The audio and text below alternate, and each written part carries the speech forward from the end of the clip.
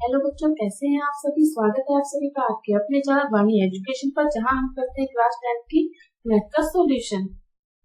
तो जैसा कि आप सभी को पता है, प्रश्नावली 5.3 हमारी कंटिन्यू चल रही है, जिसके 13 क्वेश्चंस तक हम कर चुके हैं। यदि आप चैनल पर नए हैं तो चैनल को सब्सक्राइब करके प्लेलिस्ट में जाकर आप उन क्लासेस को देख सकते हैं। आज हम शुरू करने वाले हैं अपनी क्लास को 14 नंबर क्वेश्चन से। इससे पहले के 4 चैप्टर भी आपको वहां मिल जाएंगे, तो आप चैप्टर वाइज तैयारी करके अपनी मैथ की तैयारी को मजबूत बना सकते हैं। तो चलिए शुरू करते हैं आज की अपनी क्लास में क्या है ऐसा। 14 क्वेश्चन देखते हैं क्या है। 0 और 50 के बीच में विषम संख्याओं का योग ज्ञात करना है। तो 0 और 50 के बीच में विषम संख्या है, तो हमारी जो एपी है जो बनेगी वो है 1, मतलब एपी नहीं, मतलब जो संख्याएं आएंगी 0 से 50 के बीच में विषम वो क्या आएंगी 1, 3, 5 डैश डैश डैश, लास्ट में जो 49 आएगी विषम संख्या होगी जो, ठीक है। यानी कि ए हमारे पास कितना है 1, और डी हमारे पास कितना है 3 माइनस 1 यानी कि 2, और एन यानी संख्याएं हैं कितनी 25 विषम संख्याएं होती हैं, ठीक है। ये आप क्वेश्चन कर रहे हैं तो याद रहेगा 0 और 50 के बीच में विषम संख्याएं कितनी होती है 25। अब योग याद करना है। एस एन बराबर क्या होता है n/2। क्या होता है फॉर्मूला, हमें 4 दिन हो गए पढ़ते हुए इस फॉर्मूले को और अप्लाई करते हुए, ठीक है। 2a + n - 1 3। 25 संख्याएं हैं तो n का मान कितना हो गया 25, 25/2। 2 a की जगह कितना आएगा 1, प्लस n 25 में से 1 क्या, तो 24। d की जगह कितना आएगा 2। बस अब हमें इनको सॉल्व करना है। 25/2 गुणा 24 दूना 48, 48 में 2 जोड़े 50। तो 25 का जब भाग दिया तो कितना आ गया 25, तो 2500 को 25 से गुणा किया तो कितना आ गया 625, यानी कि योग कितना आएगा 625। बताओ कितना इजी क्वेश्चन है, समझ में आया तो कमेंट में यस कर दीजिए फटाफट कि हमें समझ में आ गया है, और नहीं आया है कोई भी दिक्कत है तो कमेंट में हमको लिख के बताइए कि क्या दिक्कत आई, ठीक है। नेक्स्ट क्वेश्चन देखते हैं। क्वेश्चन थोड़ा बड़ा है लेकिन इजी है, पढ़िए ध्यान से। निर्माण कार्य से संबंधित किसी ठेके में एक निश्चित तिथि के बाद कार्य करने को पहले दिन तो लगेंगे 200 रुपए, दूसरे दिन के लिए 250, तीसरे दिन के लिए 300, और इस तरह से उत्तरोत्तर दिन पर जुर्माना 50 रुपए अधिक है, मतलब बढ़ते जाएंगे, ठीक है। यदि वह इस कार्य में 30 दिन का विलंब कर देता है, इस ठेकेदार को जुर्माने के रूप में कितनी राशि देनी पड़ेगी यदि वो 30 दिन देर से काम करता है। तो इसके अंदर जो हमारी जो वो बनेगी श्रेणी बनेगी वो बनेगी 200, 250, 300, 350, इस तरह से श्रेणी बन रही है हमारे पास। तो यहाँ से अगर हम देखेंगे तो a कितना है 200, d कितना है घटा के बताओ 50, और n कितना है,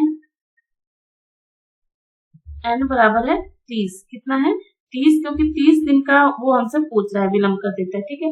तो योग ज्ञात करना है, क्या करना है हमें योग। तो बस एस एन बराबर क्या होगा n/2 bracket 2a + n - 1 d, बस वैल्यू पुट कर दो। n का मान कितना है 30/2, 2a यानी 2 में 200 का गुणा, a की जगह 200 आ जाएगा, n - 1 n 30 में से एक है 29, 29 d का मान कितना है 50। तो पहले गुणा करते हैं, बोर्ड मास नियम के अनुसार क्या करते हैं गुणा। इसका भाग दिया तो कितना आ गया 15, गुणा किया तो कितना आ गया 400, 29 को 50 से गुणा किया तो आ गया 29 5 145, और ये 0 साथ में आ जाएगी। फिर 15 और 400 और 1400, ये 400 है, ठीक है ना। इनको जोड़ा तो कितना आ जाएगा 1850। 1850 को 15 से गुणा करेंगे तो आएगा 27,750 रुपए, 27,750 रुपए। डन। देखो क्वेश्चन बड़ा था, सॉल्यूशन तो उससे भी छोटा है ना।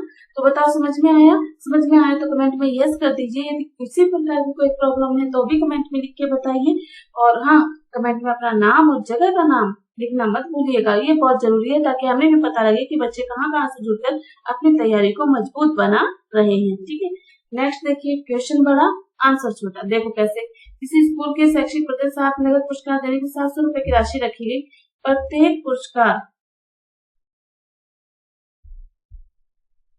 ये स्क्रीन के लिए ये आने आएगा। प्रत्येक पुरस्कार 20 रुपए कम है तो प्रत्येक पुरस्कार का मान ज्ञात कीजिए। अब ये ठीक पहले से 20 कम है, ठीक है। 700 रुपए नगद राशि, माना पहला पुरस्कार, इसमें क्या है माना पहला पुरस्कार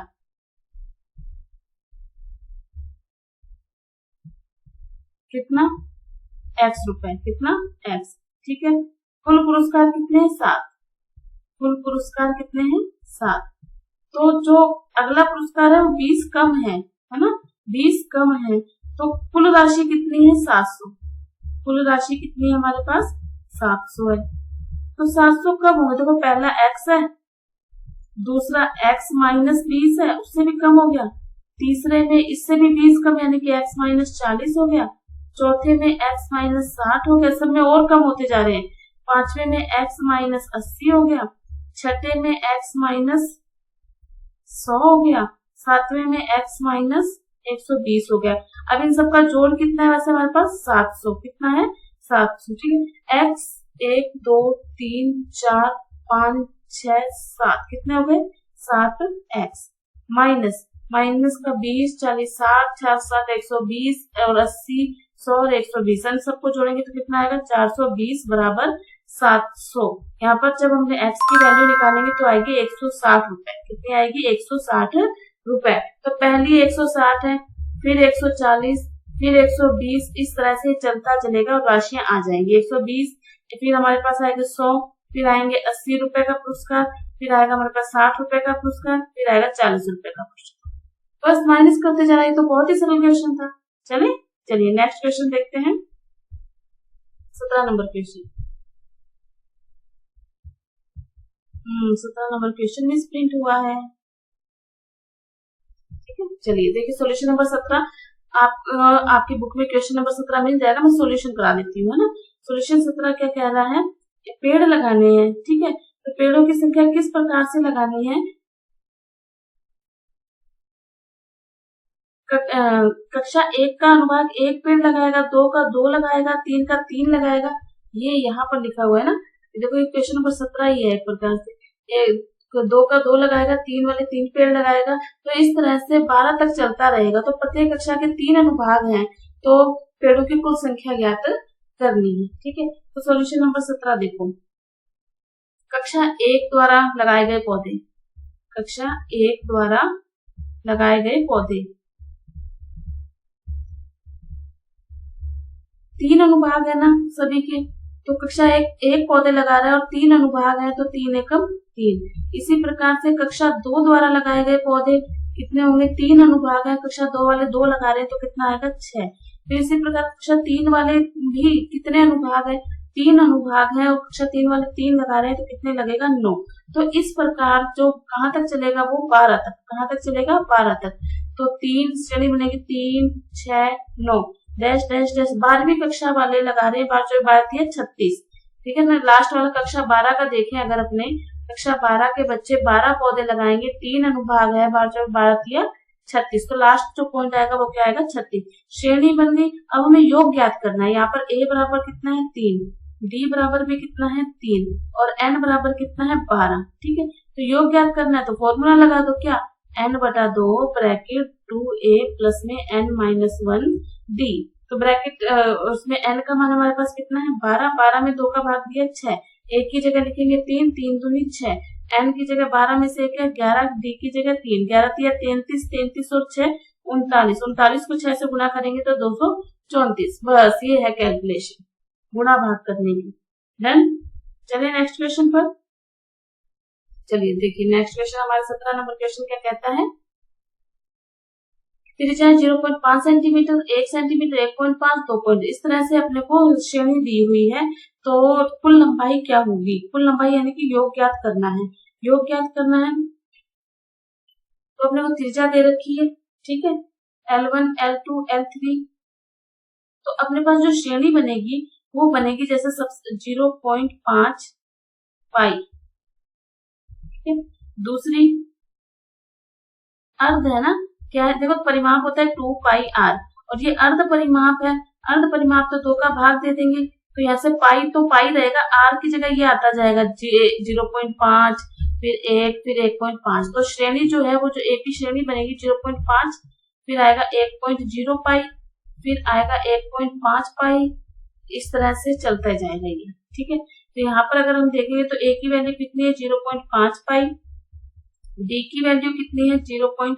माइनस करेंगे 0.5 पाई और n कितना है 13, n बराबर कितना है 13।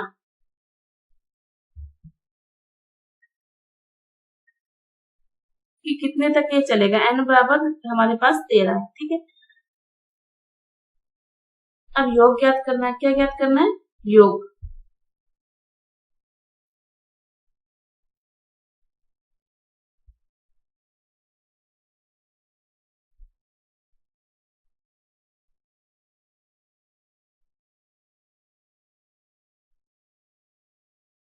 चलिए अब एस एन का फॉर्मूला हम लगाएंगे। n बटा 2 bracket 2a plus n-1 d, ठीक है।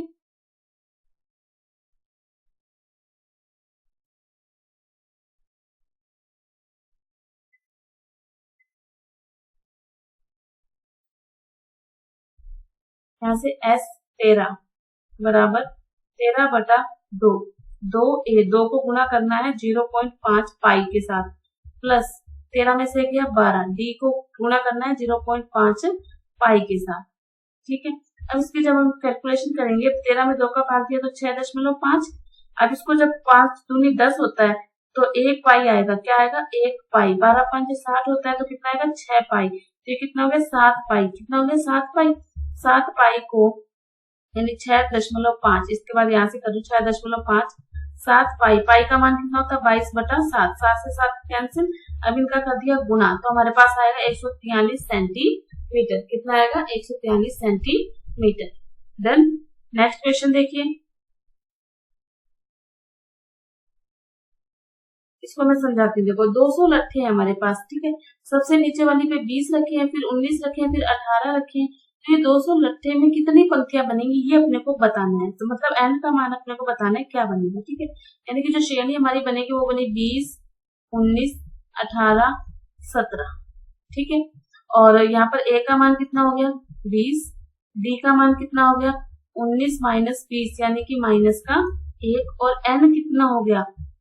n तो हमें दिया ही नहीं, वो तो हमें निकालना ही है। एस एन यानी कि योग दे रखा है कितना? 200। कितना? 200। अब हम लगाएंगे फॉर्मूला। क्या लगाएंगे? फॉर्मूला। कौन सा फॉर्मूला लगाएंगे? एस एन बराबर n बटा 2 bracket 2a plus n-1 d।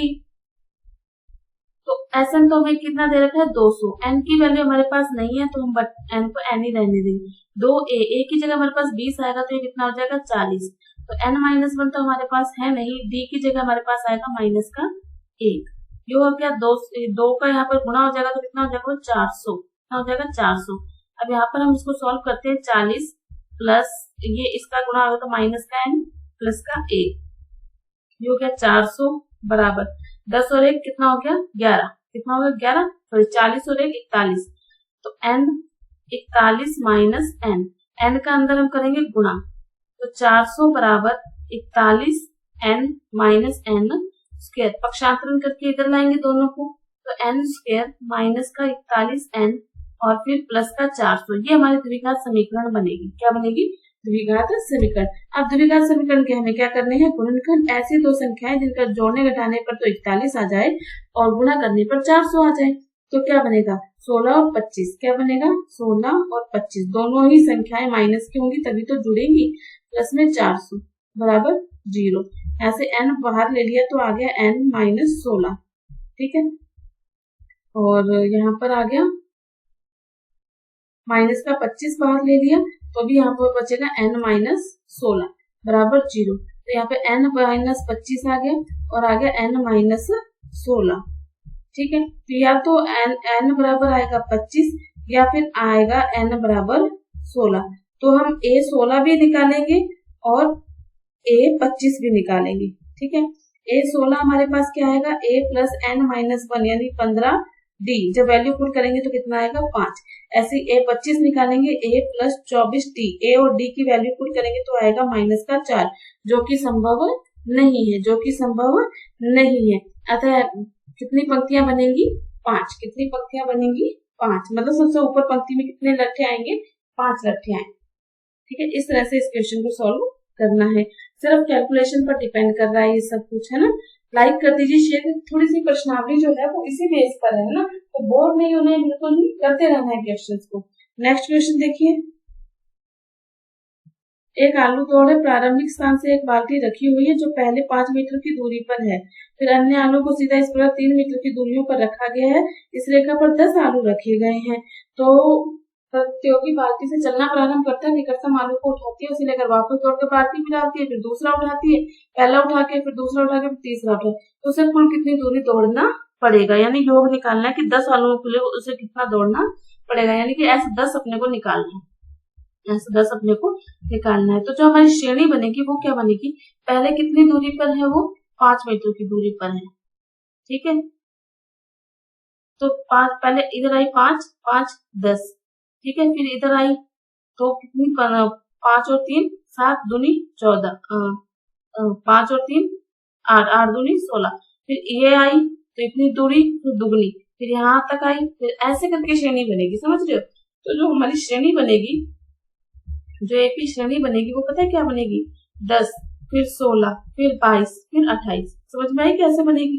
तो यहाँ पर ए का मान कितना है 10, यहाँ पर डी का मान कितना है 6 घटाने पर, और एन कितना है हमारे पास 10। योग ज्ञात करना है एस 10 एन बटा 2 bracket 2a plus n minus 1 d, ठीक है। एन का मान कितना है 10, 10 में 2 का भाग दिया तो कितना आ गया 5, एक की जगह हम कितना लिखेंगे 10, एन कितना है हमारे पास 10 में से 1 गया 9, डी कितना है 6, बस सॉल्व कर लो।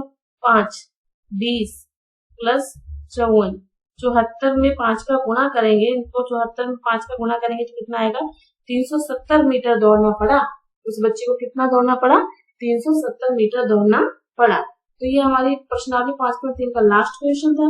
तो इस प्रकार से हमने प्रश्नावली 5 AP यानी कि समांतर श्रेणी को कंप्लीट कर लिया। 4 पार्ट है इसके, 3, 5.1, 5.2 और 5.3, जिसे हमने आज कंप्लीट कर लिया है। इसकी सभी क्लासेस आपको प्लेलिस्ट में मिल जाएंगी। तो अपने मैथ को मजबूत बनाने के लिए बने रहिए हमारे साथ वाणी एजुकेशन चैनल पर।